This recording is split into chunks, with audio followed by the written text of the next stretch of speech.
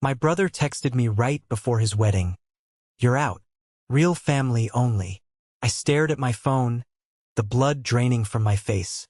I had paid for almost everything. The flowers, the venue, the catering. I replied, "Perfect. Then real family can pay their own wedding bills." They laughed at me in the group chat all night. But by morning, they were begging.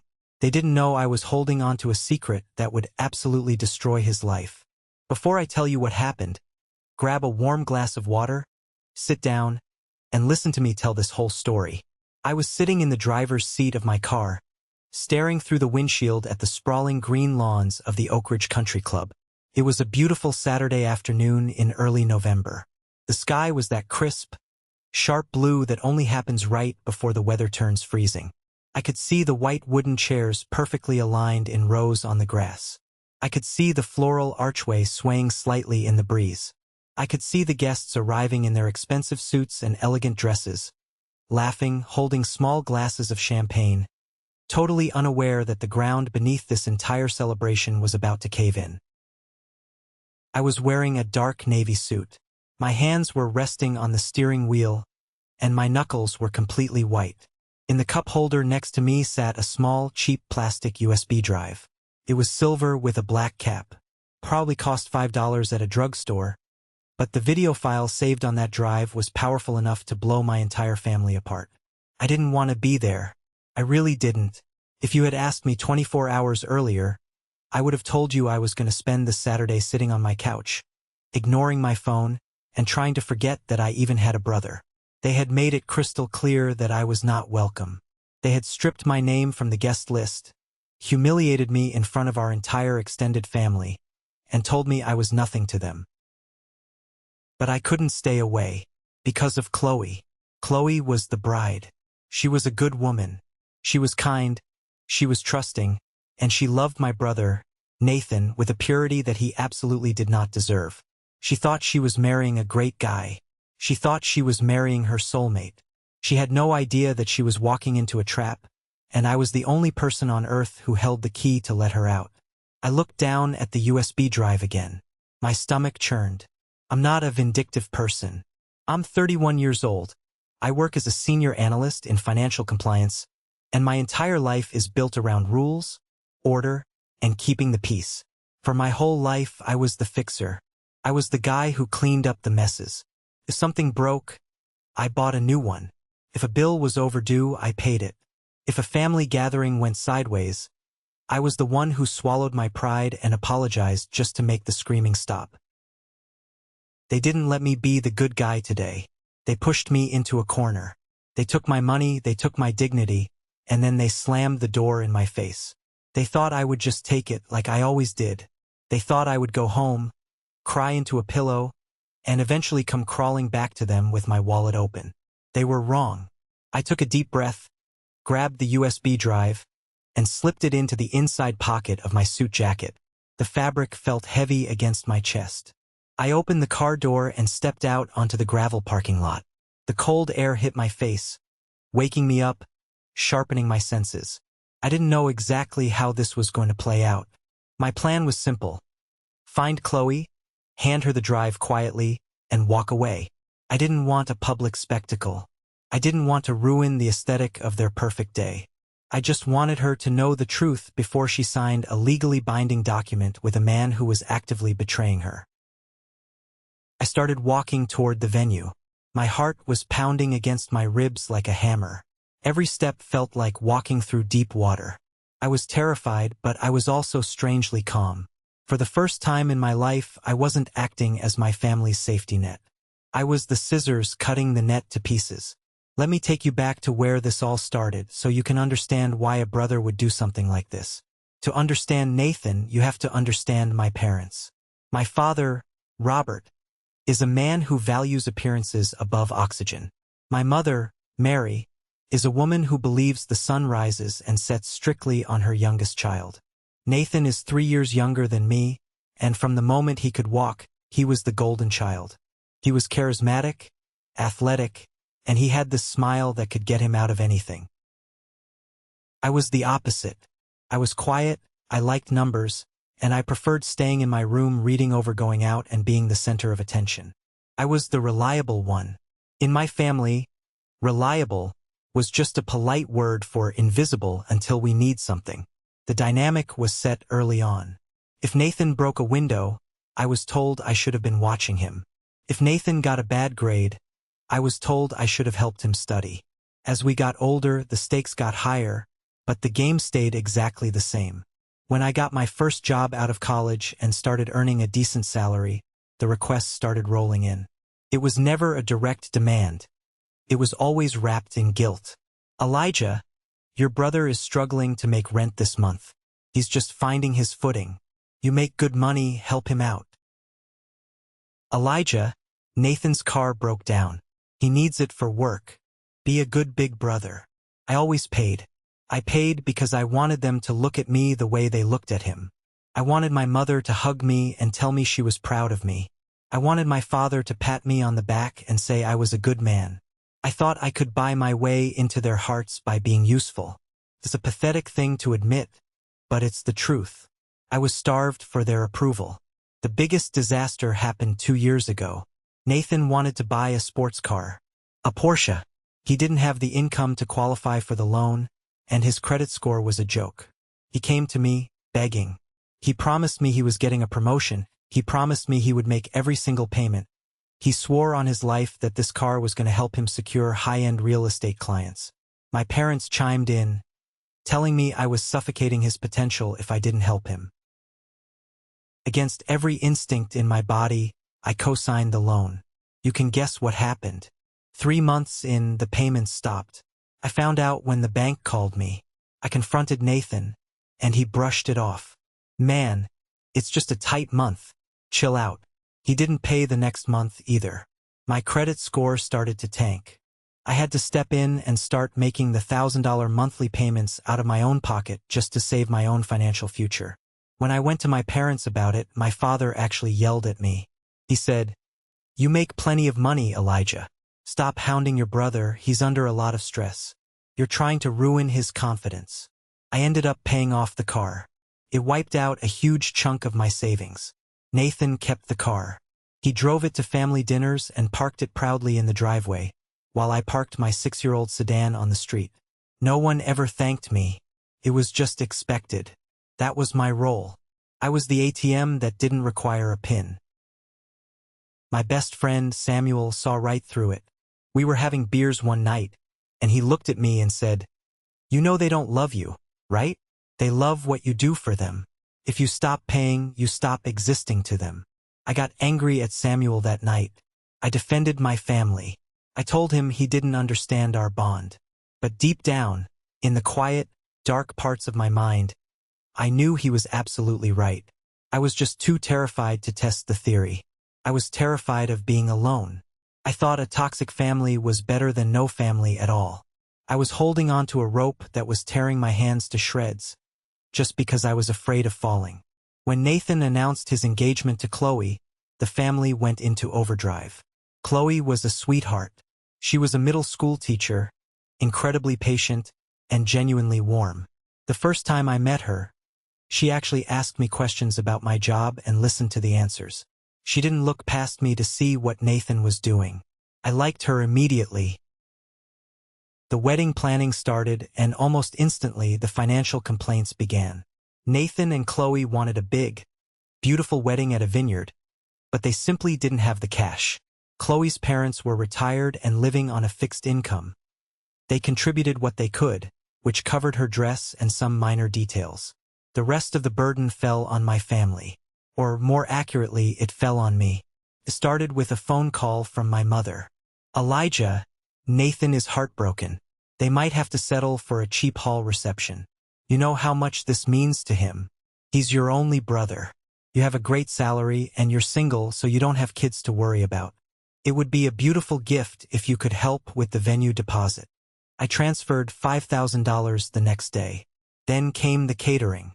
"Elijah, the caterer needs a 50% down payment by Friday or they lose the date. Nathan is stressed to tears. Please, just cover this one thing." I paid the caterer, then the florist, Nathan wanted these extravagant white floral arrangements. Mrs. Caldwell, the local florist, needed a massive retainer. Nathan actually came to my apartment for that one. He sat on my couch, looking incredibly sad, and said, "Man, I hate asking you this. I feel like a failure, but I want to give Chloe the wedding of her dreams. I swear to you I'm getting a massive bonus at the end of the year, and I will pay you back every cent. You're the best brother a guy could ask for." He called me the best brother. That was all it took. I signed the contract with Mrs. Caldwell and paid the retainer. By the time October rolled around, I had my name on the contracts and my credit card on file for the venue, the catering, the DJ, and the florist. I was out nearly $25,000. It was a massive hit to my finances. I had to delay putting money into my own retirement accounts. But every time I felt a pang of anxiety, I told myself it was for family. I told myself that when the wedding day came, my parents would raise a glass, look at me with pride, and acknowledge what I had done. I pictured my dad patting my shoulder. I pictured Nathan hugging me. I was heavily involved in the planning, too. Not because I wanted to be, but because Nathan was lazy. If Mrs. Caldwell needed to confirm the table centerpieces, Nathan wouldn't answer his phone, so she called me. If the DJ needed the playlist approved, I was the one tracking Nathan down to get an answer. I was basically the unpaid wedding planner funding the entire operation. Chloe was incredibly grateful. She sent me a handwritten thank you note that actually made me tear up. She wrote, "We couldn't do this without you, Elijah. You are truly the rock of this family." For a few weeks I felt good. I felt secure. I felt like I had finally bought my ticket to being a respected member of the family. I had paid my dues. I belonged. Then came the Tuesday night at HomeGoods. It was a Tuesday evening, about 3 weeks before the wedding. I was standing in a HomeGoods store. The store smelled heavily of cinnamon candles and artificial pine. I had a shopping cart, and inside it was a beautiful, large silver picture frame.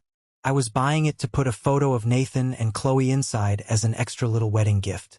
I was actually smiling. I felt peaceful. I was standing in line at the register, surrounded by people buying throw pillows and ceramic pumpkins. My phone buzzed in my pocket. I pulled it out, expecting an email from work.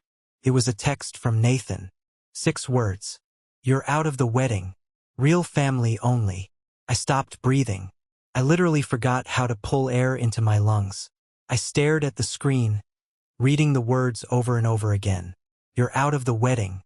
Real family only." I thought it was a joke, a typo, a mistake. I quickly opened the family group chat. There were already a dozen messages flooding in.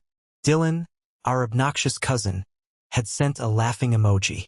Finally, I thought we'd have to deal with Mr. Buskill all weekend. Aunt Patricia, my mother's sister, replied, "It's for the best, Nathan. We want the energy to be fun and light. Elijah always brings the mood down." Then Nathan typed, "Yeah, I just don't want his depressing vibe ruining my big day. He acts like he owns us just because he chipped in a few bucks. Let's keep the energy clean. Elijah's not really part of this anymore." My cousin Wyatt chimed in. "Didn't he pay for the food though?" Nathan replied instantly, "Yeah, well that's his problem. He can consider it a tax write-off for his boring life. If he shows up, security is kicking him out." Aunt Patricia sent a heart emoji to that message. I stood in the middle of the store, frozen. I looked for my mother's name in the chat. I waited for her to type. I waited for her to shut this down, to scold Nathan, to defend me. She was active in the chat. I saw her little typing bubble appear. My mother wrote, "Make sure you update the seating chart, honey. We can give Elijah's seat to Uncle Dave." My heart physically hurt. It felt like a hot knife being twisted right in the center of my chest. Not one person defended me. Not my mother, not my father, not my aunts, not my cousins. They were actively cheering for my exclusion. And the phrase real family only echoed in my head until it was deafening. I wasn't real family. I was just the wallet. And now that the bills were paid, the wallet was being discarded. A woman behind me in line cleared her throat. "Sir, the register is open." I looked at her. I looked at the silver picture frame in my cart. I didn't say a word. I just turned around, left the cart exactly where it was in the middle of the aisle, and walked out the front doors. The cold October air hit my face in the parking lot. I got into my car and shut the door. I didn't turn the engine on. I just sat there in the absolute silence. It's a terrifying kind of silence. The kind where you can hear your own blood rushing in your ears. I didn't cry. I was too shocked to cry. The betrayal was so absolute, so complete, that it bypassed sadness entirely and went straight into something cold, hard, and sharp. They thought they had won. They thought they had secured my money and successfully kicked me out of the picture. They thought I was going to crawl into a hole and accept my humiliation. I pulled my phone out. The group chat was still pinging with jokes at my expense. I stared at Nathan's message. Acts like he owns us just because he chipped in a few bucks. My thumb hovered over the screen. I felt a fundamental shift inside my brain. The desperate, pathetic older brother who just wanted to be loved died in the front seat of that car. Something else woke up. I drove home entirely on autopilot. I didn't turn on the radio. When I walked into my apartment, I didn't turn on the lights. I walked straight to my home office, sat down at my desk, and opened my laptop. The blue light from the screen illuminated my face in the dark room. I logged into my banking portal. I looked at my checking and savings accounts. I looked at the credit card balances. Every single high number was a direct result of my family. The Porsche payments, the venue deposit, the catering, the flowers, the DJ. I opened my email and found the digital contracts. I opened the venue contract first. Right there, clearly printed under Responsible Billing Party, was my name. Elijah. Not Nathan. Not Robert. Me. They had told me I wasn't real family. They told me I was out of the wedding. Okay, fine. I found the cancellation link for the venue. It brought up a warning screen. Are you sure you want to cancel this event? You will forfeit your 20% non-refundable deposit. My hand trembled slightly on the mouse. 20% was a lot of money. Canceling meant I was burning cash. It meant I was severing the tie permanently. A small, pathetic voice in the back of my head whispered, "If you do this, they will never forgive you. You will lose them forever." I gritted my teeth. My jaw was locked so tight it ached. I pictured Dylan's laughing emoji. I pictured my mother giving my seat to Uncle Dave. I pictured Nathan calling my contribution a tax write-off. I clicked Confirm Cancellation. A green checkmark appeared. The venue was gone. I didn't stop. I opened the catering portal. I clicked Cancel. Forfeit the fee? Yes. Done. The food was gone. I opened the DJ's contract. Emailed him directly.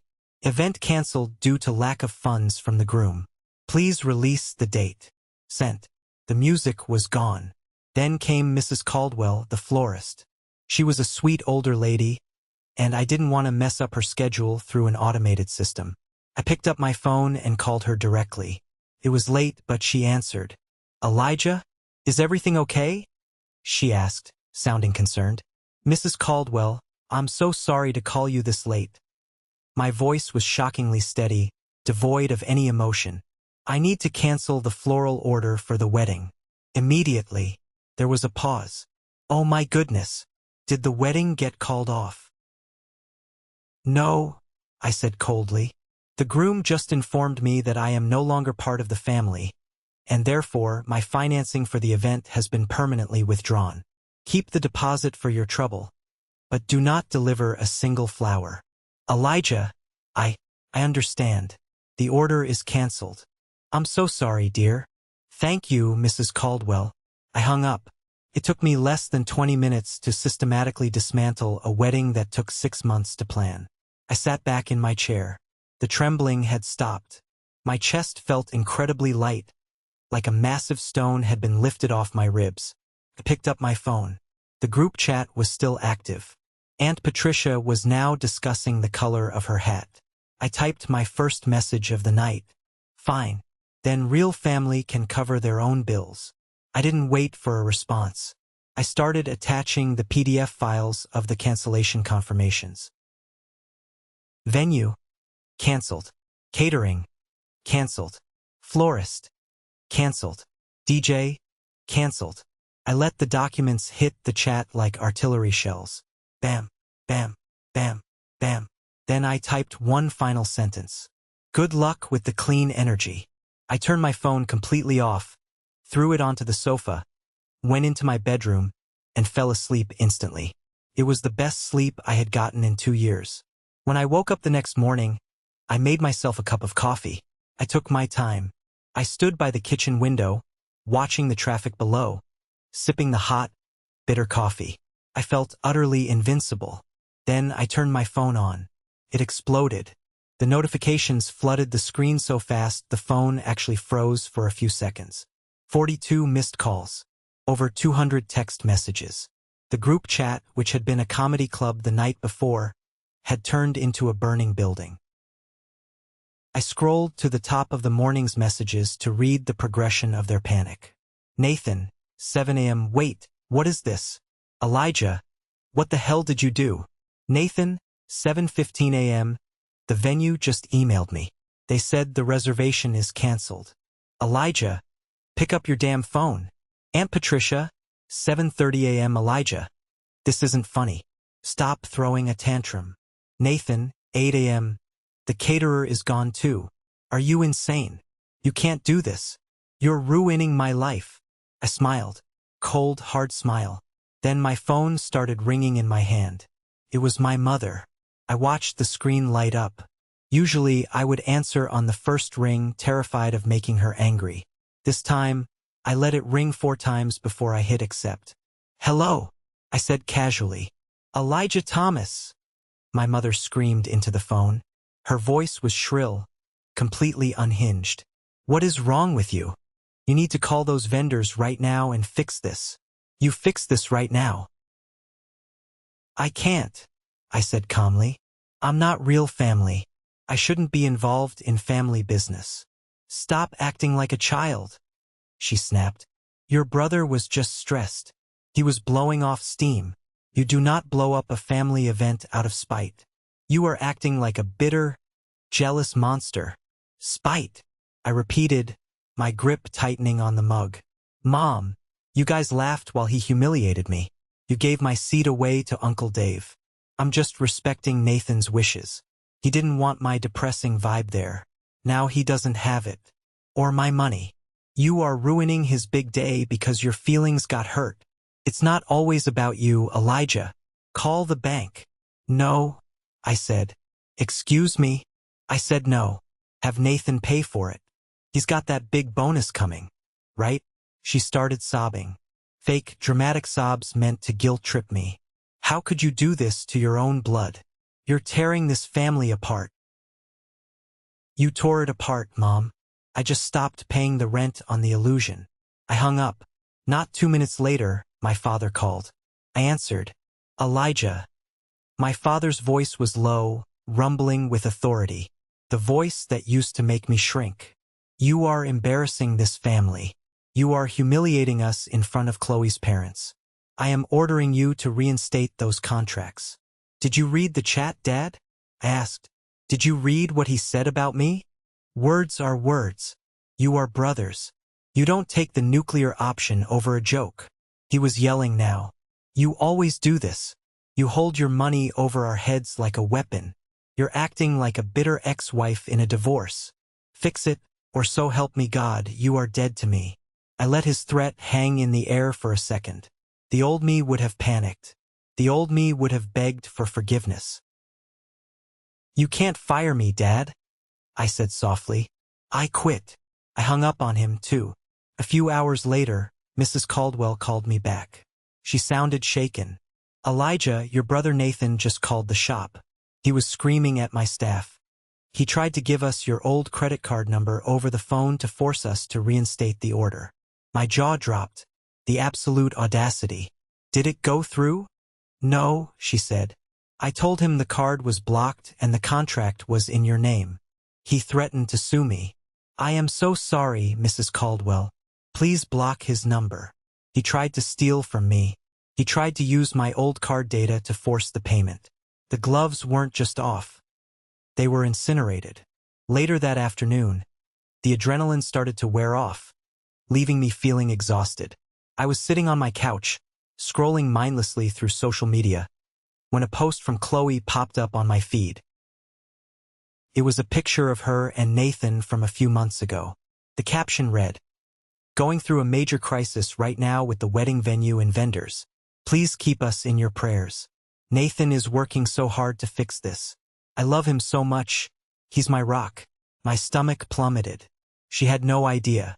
Nathan was probably spinning a massive lie, telling her the vendors went bankrupt or that I had stolen the money from them. She was defending a man who was actively manipulating her. Looking at her innocent, smiling face in that photo triggered a memory I had buried deep down. A memory from New Year's Eve almost 9 months ago. Nathan had thrown a party at his apartment. I was there, keeping a low profile, mostly nursing a beer in the corner. Around 1 a.m., the party was winding down. I went down the dark hallway to find the guest bathroom. As I walked past the spare bedroom, I heard voices. The door was cracked open about 2 inches. The light was off, but the street lamp outside illuminated the room just enough. I saw Nathan, and I saw Jessica. Jessica was Nathan's ex-girlfriend, a toxic, manipulative woman he had dated in college. They were tangled up together on the bed. I froze in the hallway, completely paralyzed by shock. I reached into my pocket, pulled out my phone, and fumbled to turn on the flashlight so I could see down the dark hall. Instead, my thumb hit the video record button. Through the crack in the door, my phone recorded exactly 18 seconds of footage. The visual was dark and shaky, mostly showing their silhouettes. But the audio was perfectly, devastatingly clear. I heard Jessica laugh. A low, mocking sound. "What about Chloe? Doesn't she think you're getting married?" Nathan scoffed. His voice was unmistakable. "Chloe's fine. She's safe. She's a good girl, you know? She's just a safety net. She'll take care of the house and the kids. But I don't love her the way I love you. You're the one I'm crazy about. She's just comfortable." I had stopped recording, backed away silently, and left the apartment. I never told anyone. I convinced myself it was a drunken mistake, a one-time slip-up. I convinced myself it wasn't my place to ruin their engagement. I was a coward. I wanted to keep the peace. But sitting on my couch, reading Chloe's post about Nathan being her rock, the guilt washed over me like a tidal wave. She wasn't his rock. She was his safety net, just like I was. We were both just resources to him. He was going to use her, drain her, and probably cheat on her for the rest of her life. I opened the hidden folder on my phone. I clicked the video. I listened to Nathan's voice call her a safety net. This wasn't just about my money anymore. This wasn't just about me getting revenge for being kicked out. This was about saving a decent woman from signing her life away to a sociopath. My phone buzzed. A text from my cousin Wyatt. "Hey man, checking in. That was brutal what Nathan said. You okay? You're not gonna do anything crazy, right?" Wyatt had never checked on me a day in his life. He was fishing for information. He wanted to report back to Nathan. I typed back, "I'm fine, Wyatt. I'm completely done." I knew Wyatt would screenshot that and send it to Nathan. Let them think I was backing down. Let them think the storm was over. The next evening, there was a violent pounding on my apartment door. I looked through the peephole. It was Nathan. He looked awful. His hair was messy, his eyes were bloodshot, and he was pacing like a caged animal. I opened the door, leaving the security chain attached. "What do you want? Open the damn door, Elijah!" he hissed, trying to shove it open, but the chain caught it.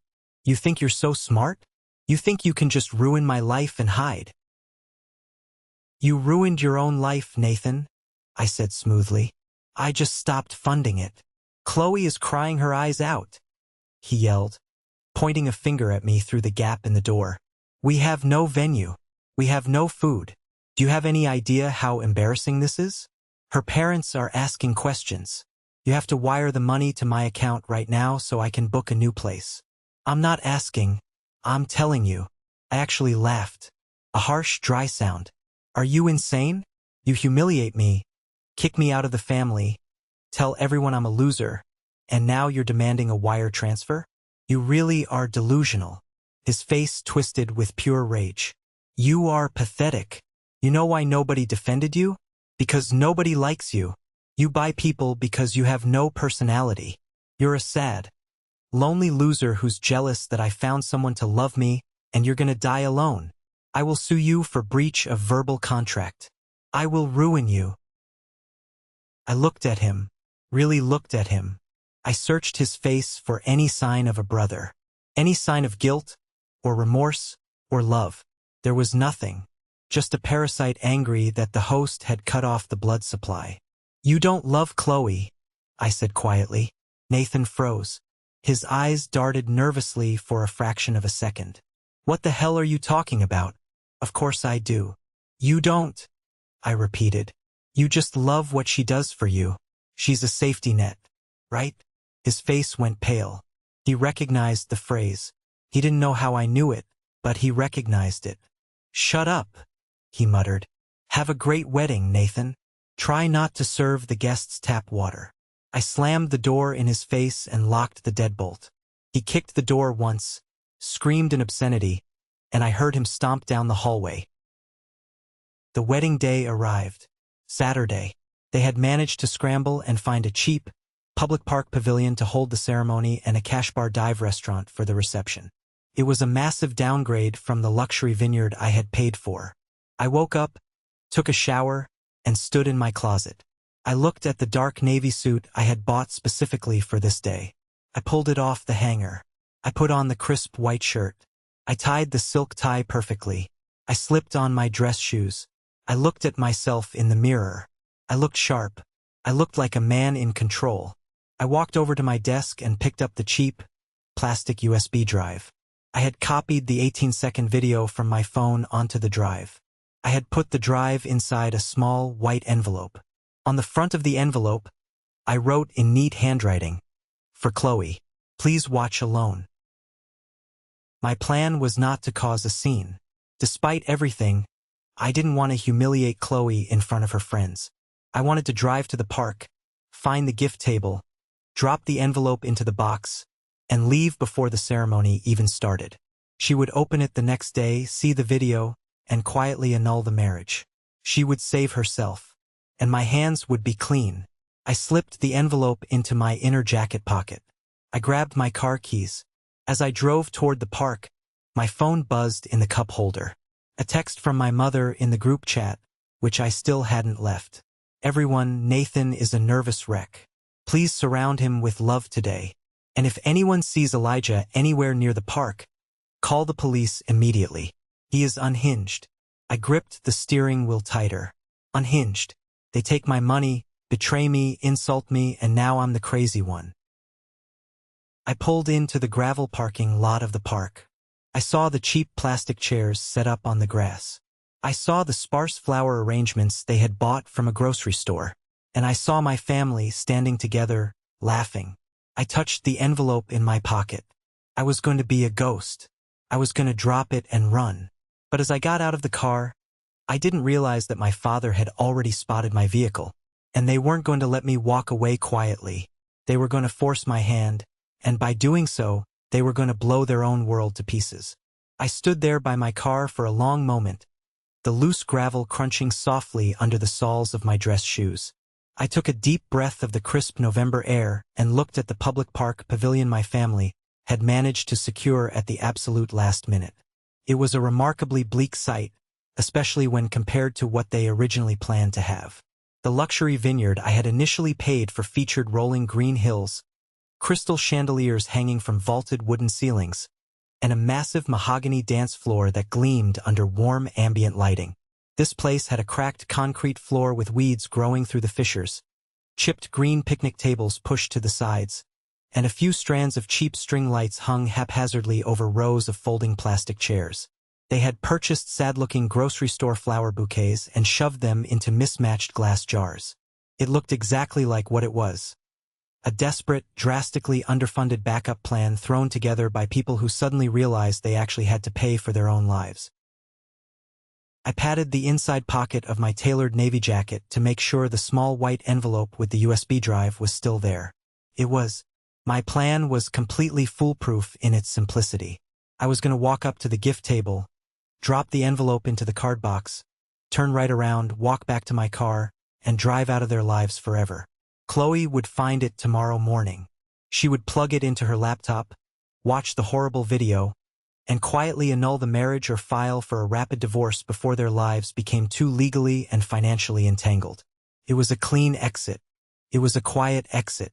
I was trying to save her without becoming the villain of the day. But I did not even make it halfway to the table. "What exactly do you think you are doing here?" The voice cracked through the cold afternoon air like a leather whip. I stopped in my tracks and turned around slowly. It was my father, Robert. He was wearing a charcoal gray suit that looked a little too tight around the shoulders, and his face was flushed a dark, aggressive red. He marched over to me, stepping right into my personal space, puffing his chest out to try and use his height to intimidate me. It was the exact same physical bullying tactic he used when I was a teenager to force me into submission. "I am dropping off a wedding gift," I said. My voice was completely steady.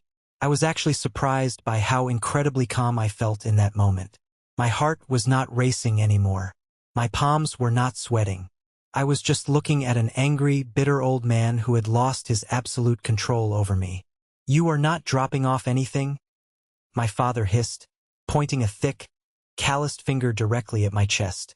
"You are a pathetic, miserable party crasher. You tried to ruin your brother's life because you are greedy and bitter. You are no son of mine. Turn around, get in your car, and get off this property before I have your uncles physically drag you out of here and throw you onto the street." Before I could even process a response to his ridiculous threat, Nathan noticed the commotion near the parking lot and came jogging over. He was wearing a rented black tuxedo, but he looked incredibly disheveled. His hair was messy, and he had dark circles under his eyes. He looked severely stressed, but the second he saw me standing there, his eyes lit up with this arrogant, nasty spark of triumph.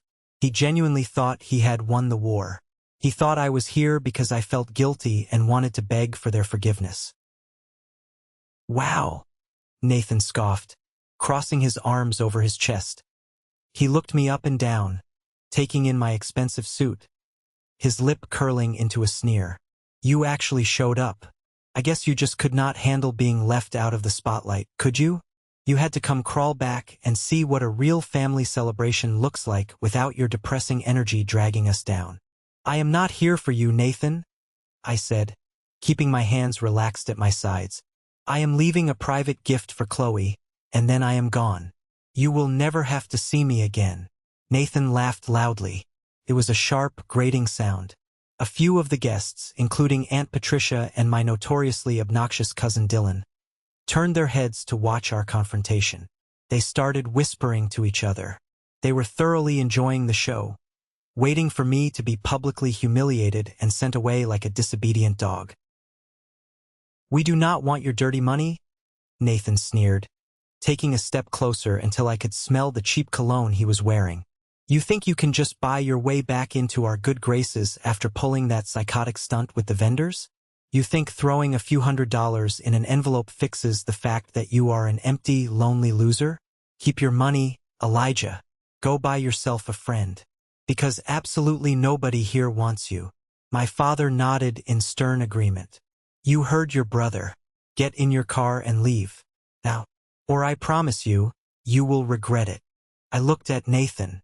I looked at the smug, entitled smirk plastered across his face. I looked at my father, who was standing shoulder to shoulder with the son who was actively, maliciously deceiving a completely innocent woman. They were not going to let me drop the envelope in the box. If I put it in there, Nathan would just fish it out and throw it in the trash the second I turned my back. He would control the entire narrative. He would tell Chloe I left a nasty, threatening note. He would successfully keep his financial safety net, and she would be trapped in a miserable life, totally blind to the terrible truth. I would be leaving her to face a future of lies, financial ruin, and eventually a bitter custody battle over kids they should never even have together. I realized in that exact second that playing the quiet, respectful, mature older brother was simply not going to work anymore. Silence is the primary weapon that toxic people rely on. They bank entirely on your good manners. They bank on the fact that you will not make a public scene to expose them. You know what? You are right, I said quietly. Nathan's smirk grew wider, thinking I was finally backing down. Glad we agree on something. Now get lost before I call the cops for trespassing. I will not leave the envelope, I said. I reached into my inside jacket pocket, but I did not pull out the plastic USB drive. I pulled out my smartphone. I did not turn around to head back to my car.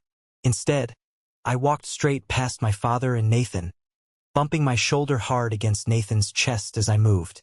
I headed directly for the small folding table near the front where they had set up a rented PA system. It was a remarkably cheap Bluetooth speaker setup with a wireless microphone resting on top of it. They did not have a professional DJ anymore because I had canceled his contract, so they were just running an auxiliary cord and a Bluetooth connection from a borrowed iPad to play the processional music. "Hey, where do you think you are going?" my father yelled, rushing up behind me and grabbing my shoulder with a vice-like grip. I shoved his hand off me with a sudden, explosive force that actually made him stumble backward a few steps. The guests in the front rows went completely silent. No one in that family had ever seen me get physical with my father. No one had ever seen me violently push back against his authority. I reached the audio table. I grabbed the iPad they were using, swiped out of their music streaming app, and went directly into the Bluetooth settings.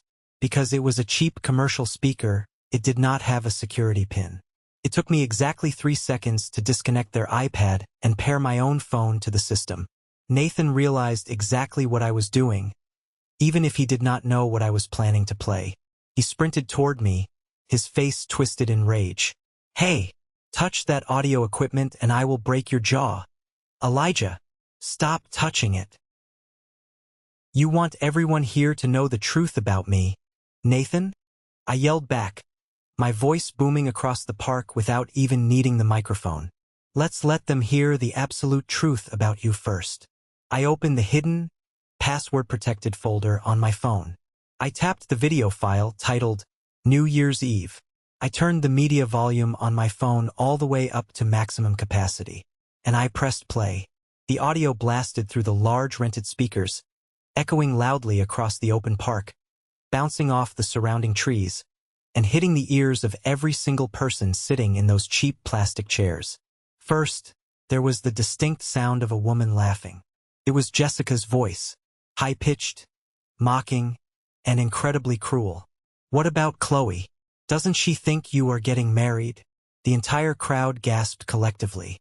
A wave of shocked murmurs rippled through the audience. I looked toward the back of the grassy aisle. Chloe was standing there in her beautiful white wedding dress, holding her father's arm, waiting patiently for the traditional music to start so she could walk down the aisle. She froze completely in her tracks.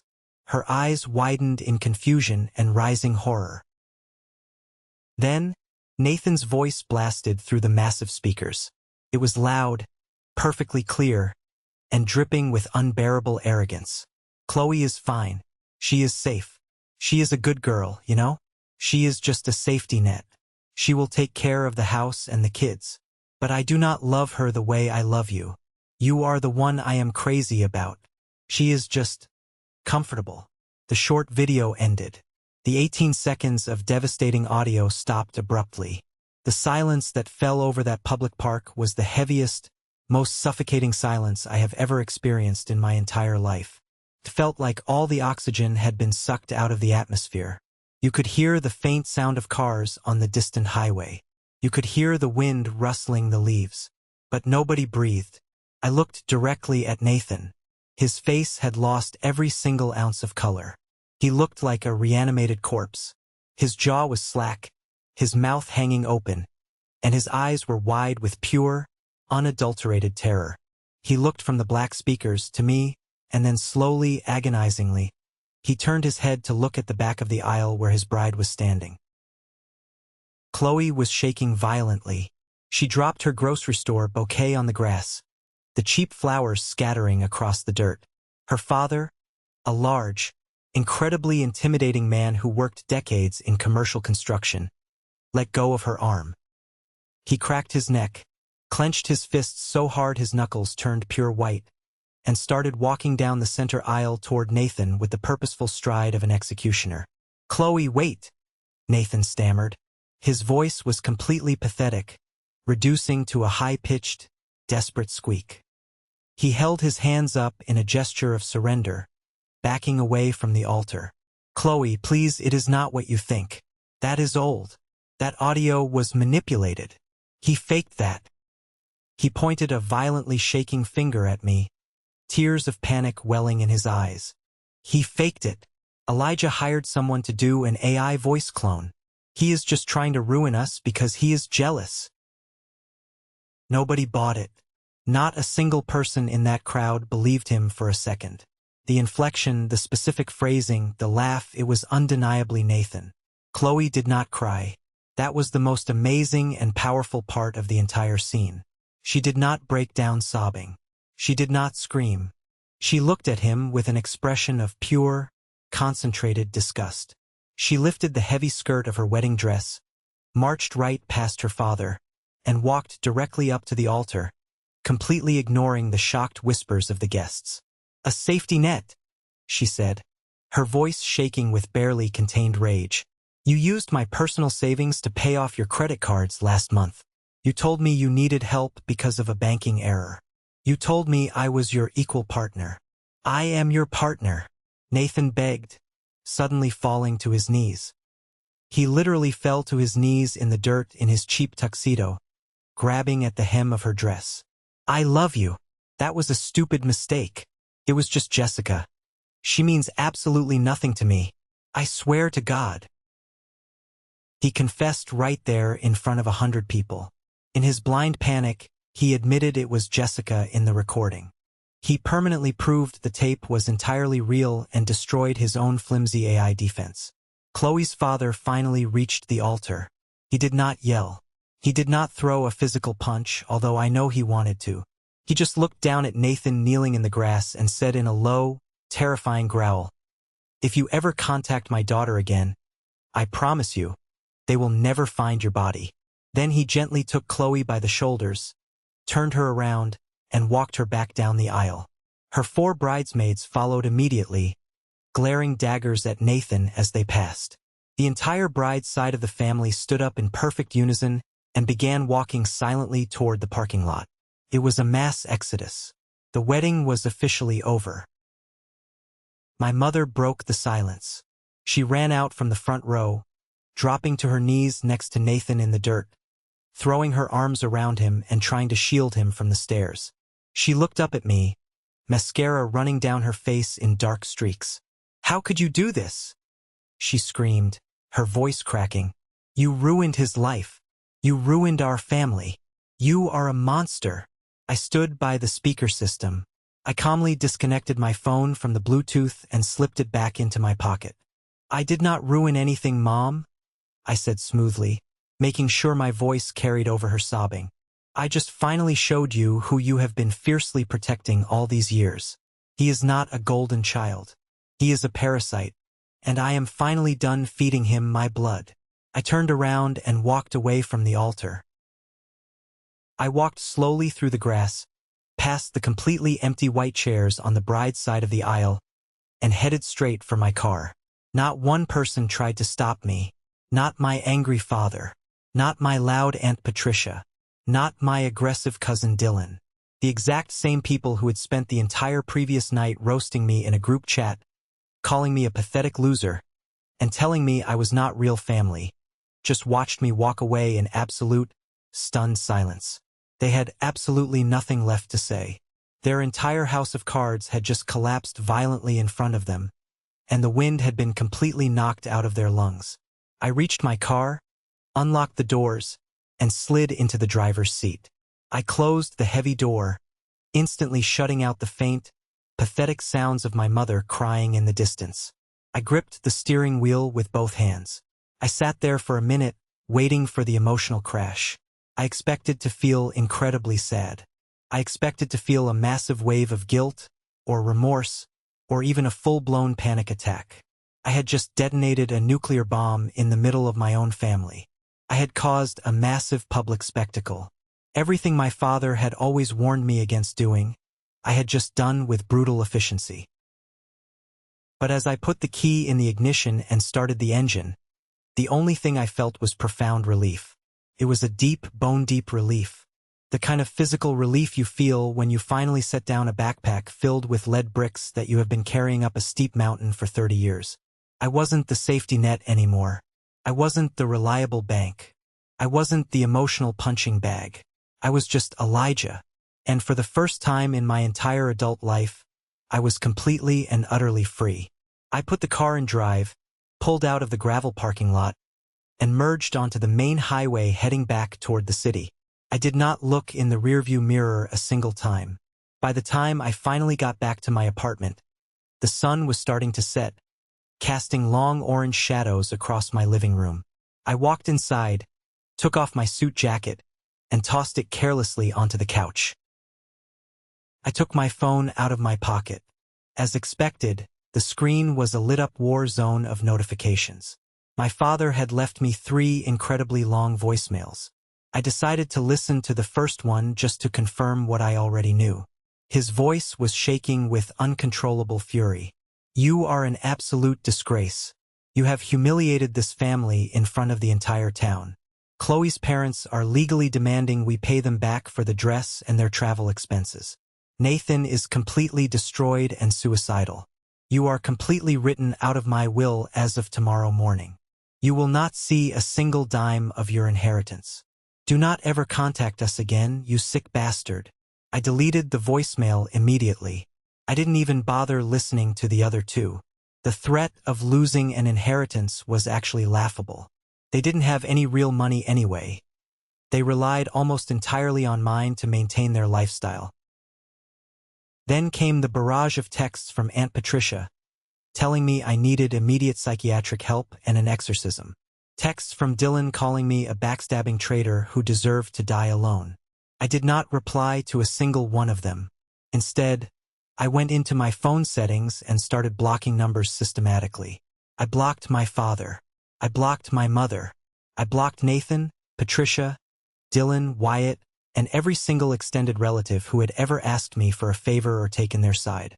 I wiped my contacts completely clean. But I knew simply blocking their phone numbers was not going to be enough. I needed strict legal separation. I needed to build an impenetrable fortress around my life so they could never force their way back in. First thing Monday morning, I called a highly recommended lawyer in the city. I explained the entire financial situation with the luxury Porsche that I had foolishly co-signed for Nathan 2 years ago. My lawyer advised me that since I was the primary financier on the paperwork and Nathan had completely defaulted on his portion of the verbal and written agreement, I had full legal rights to repossess the vehicle.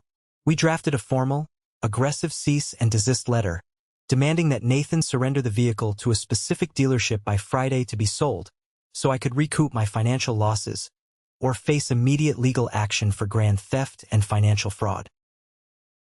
It was a cold, incredibly calculated move, but my family had spent 30 years teaching me exactly how to be cold. Within 4 days, Nathan dropped the car off at the dealership. He didn't even try to put up a fight. He was far too busy dealing with the catastrophic fallout from Chloe's angry family, who were aggressively threatening to sue him for the thousands of dollars they had wasted on the wedding preparations. I sold the Porsche back to the dealer, paid off the remaining balance of the massive loan, and took the small amount of equity left over and put it straight into my high-yield savings account. I contacted my building manager and changed the deadbolt locks on my apartment door. I updated my emergency contacts at work to remove my parents. I contacted HR and removed my parents as the primary beneficiaries on my life insurance policy and my corporate retirement accounts. I systematically erased my toxic family from my legal existence.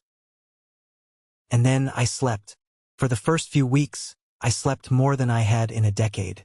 The constant, low-level state of anxiety, the exhausting hypervigilance of always waiting for the next crisis, the next overdue bill, the next manipulative demand for help, simply vanished into thin air. My apartment was beautifully quiet. My bank account started growing rapidly again. My life finally belonged entirely to me. 3 months passed in peaceful silence. It was late January, and the city was covered in a thick blanket of snow. The holidays had come and gone, and I had spent them completely alone. I didn't put up a Christmas tree. I didn't buy any presents. I didn't attend any awkward parties. I just worked hard, went to the gym, cooked healthy meals, and enjoyed the absolute peace and quiet of a life completely devoid of drama. One freezing evening, I came home from the office and checked my metal mailbox in the lobby. There was a small, high-quality cream-colored envelope mixed in with the utility bills and grocery store junk mail. The handwriting on the front was neat, elegant, and vaguely familiar. There was absolutely no return address on the corner. I carried it upstairs and opened it while standing in my kitchen. It was a handwritten letter from Chloe. It read, "Elijah, I didn't know exactly how to reach out to you, so I mailed this to your old address hoping it finds its way to your hands. I wanted to wait until the dust finally settled and the lawyers were finished before I wrote this. I just want to thank you. What you did that day at the park was the hardest, most humiliating thing I have ever had to live through. But looking back, it was also the greatest gift anyone has ever given me. You literally saved my life. I was entirely blinded by love, and I was enthusiastically walking into a nightmare. After the wedding blew up, I hired an investigator and found out the terrifying truth about his finances. Nathan had been secretly trying to forge documents to convince a bank to let him take out a massive second mortgage on my townhouse to pay off his hidden credit card debt and to fund the luxury honeymoon he promised me. He was going to completely bankrupt me and ruin my credit before we were even legally married. He told everyone in town that you were the crazy, jealous brother, but you were the only person brave enough to tell the truth. I know exactly what it cost you to stand up to your parents like that. I know you lost your entire family that day, but please know that you did the absolutely right thing. You are a truly good man, Elijah. You protected a stranger when your own blood wouldn't. I wish you nothing but the absolute best in life. With endless gratitude, Chloe." I stood in my kitchen, reading that letter 3 or 4 times until the words blurred.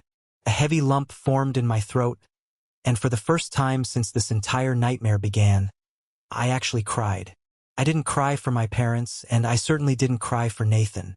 I cried because the heavy, lingering burden of guilt I had been secretly carrying, the tiny, irrational voice whispering that maybe I really was a terrible monster for ruining a wedding, finally went completely silent. I had saved her, and in the process of saving her, I had finally saved myself. That powerful letter was the exact catalyst I needed to finally start healing my mind properly. The very next week, I booked an initial appointment with a licensed therapist. I knew I had deep, complex, unresolved issues. You simply do not spend 30 years acting as a human ATM for people who actively despise you without developing some serious psychological scarring and codependency issues. My therapist was a brilliant older guy named Dr. Harris. He didn't sugarcoat things, and he didn't let me play the victim. During our third intense session, I was venting angrily about my parents. I was telling him about the massive college fund my parents had promised me when I was in high school, which they later secretly drained to pay for Nathan's expensive out-of-state tuition, leaving me to take out massive student loans that took me years to pay off. I just do not understand why they couldn't love me the exact same way they loved him, I said, staring at the pattern on his office rug. I did everything perfectly right. I got the good grades. I got the respectable corporate job. I stayed out of legal trouble. Why wasn't I ever enough for them? Dr. Harris looked at me over the rim of his glasses. Elijah, you are continually trying to find logic in a system that is fundamentally built on dysfunction. Your parents didn't value you less because of your inherent worth as a human being. They valued you exactly as much as they needed to in order to extract your resources. You were the capable one. Capable, independent people do not get coddled in toxic family dynamics. They get used. They become the designated workhorses. I sat back in my chair and let that painful truth sink in. You are grieving right now, he continued quietly, his voice full of empathy. But you need to realize exactly what you are grieving. You aren't grieving the family you lost that day at the park. It felt like attending a funeral for a family that was still breathing. But the truth is, you are grieving the family you never actually had. You are mourning the illusion of a loving mother and a protective father. Once you finally let go of the desperate fantasy that they will one day wake up, apologize, and appreciate you, you will finally be free. It was an incredibly hard pill to swallow. It meant accepting the brutal reality that my parents were fundamentally broken people who were never, ever going to change. It meant accepting that my brother was a dangerous narcissist who only viewed people as stepping stones to get what he wanted. But accepting the ugly truth was the only possible way to move forward. I stopped wishing for an apology letter that was never coming. I stopped checking my blocked messages folder in moments of weakness just to see if they had tried to reach out. I let them go entirely. I buried the toxic idea of my family, and I started focusing 100% of my energy on my own future. The next major emotional milestone was Thanksgiving. It had been exactly 1 full year since the wedding incident at the park. I didn't order cheap takeout like I used to when I was depressed. I went to the upscale grocery store and bought a massive turkey, expensive stuffing, fresh cranberries, the whole traditional deal. I spent the entire Thursday cooking in my kitchen, smelling the incredible aromas filling my apartment. I had football playing loudly on the television. I poured myself a generous glass of very expensive, aged bourbon that I bought just to celebrate my independence. As I sat down at my dining table to eat the feast I prepared, my phone buzzed. It was a text message from Samuel, my best friend. We had grown so much closer over the past year. He had been my absolute rock through the whole legal and emotional process. Samuel wrote, "Happy Thanksgiving, brother. Just heard through the local grapevine that Nathan got officially fired from his real estate firm for lying on client financial documents. He is completely broke and moving back into your parents' basement today. Talk about a bullet dodged." I read the text slowly. A year ago, reading that information would have sent me into a blind panic. I would have felt the overwhelming, conditioned urge to call my parents, to offer a generous cash loan, to fix the problem before it ruined their holidays and caused my mother to cry. Now, I felt absolutely nothing, just a mild sense of pity for the miserable bed they had made for themselves. I replied to Samuel, "Happy Thanksgiving, man. See you for golf on Sunday morning." I put my phone face down on the wooden table. I picked up my silver fork and took a bite of my dinner. It was genuinely the best meal I had ever tasted. I looked around my apartment. I realized it was getting a little too small for me. With the major promotion I had recently earned at work, and the significantly higher salary I was taking home now that I wasn't funding my family's lavish lifestyle, I had more than enough cash saved for a 20% down payment. I decided right then and there that I was going to buy a house. A big house with a fenced-in yard. A house where I set the rules. A house where only people who genuinely respected me and loved me for who I was were allowed to enter. It has been exactly 3 years since that chaotic day at the park. I bought that house I promised myself. It has a beautiful wraparound porch and a huge, modern chef's kitchen where I love to cook. I adopted a dog from the local shelter, a goofy golden retriever named Buster who greets me at the door every single day like I am the greatest person on earth.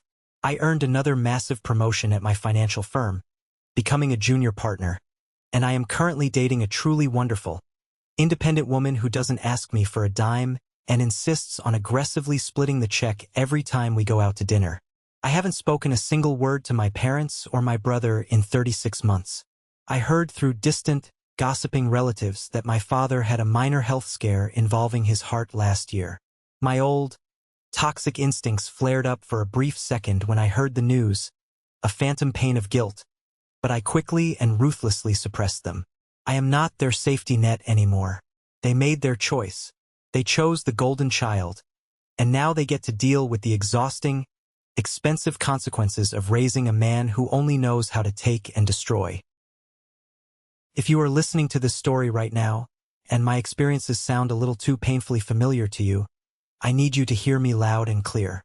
Being someone's financial or emotional safety net is absolutely not the same thing as being genuinely loved by them. Generosity is a beautiful, admirable trait, But when you give your hard-earned resources to people who view your sacrifices as a basic entitlement, you are not helping them grow. You are just actively participating in your own destruction. You simply cannot buy loyalty. You cannot buy respect. And you absolutely cannot buy a place in a family that insists on making you earn your seat at the dinner table every single day with your wallet. If you find yourself constantly paying the bill just to keep the fragile peace, stop paying. Let the peace shatter into a million pieces. Watch how quickly their supposed love turns into vicious anger when you finally say the word no. That anger is all the proof you will ever need that you made the exact right decision. Walk away. Build your own beautiful life. Because the peace you find sitting alone in an empty room is worth 100 times more than sitting at a crowded table full of people who only value you for what you can give them. Thank you for sticking around and listening to my story today. I know it was a heavy and complicated one, but it is my honest truth, and I really hope this resonated with you in some meaningful way. Have you ever found yourself in a similar situation, dealing with a toxic family member or a partner who only wanted to use you for their own gain? How did you finally break free? I want to read your experiences down below in the comments section.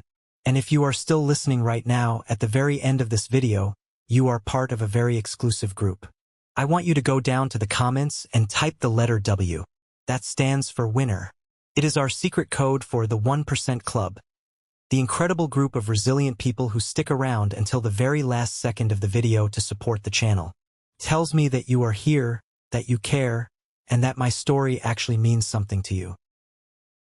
If you enjoyed this video and found some value or comfort in it, please hit that like button, and do not forget to follow and subscribe so we can stay connected for the next story. Take care of yourselves, set your boundaries strong, and I will see you all in the next one.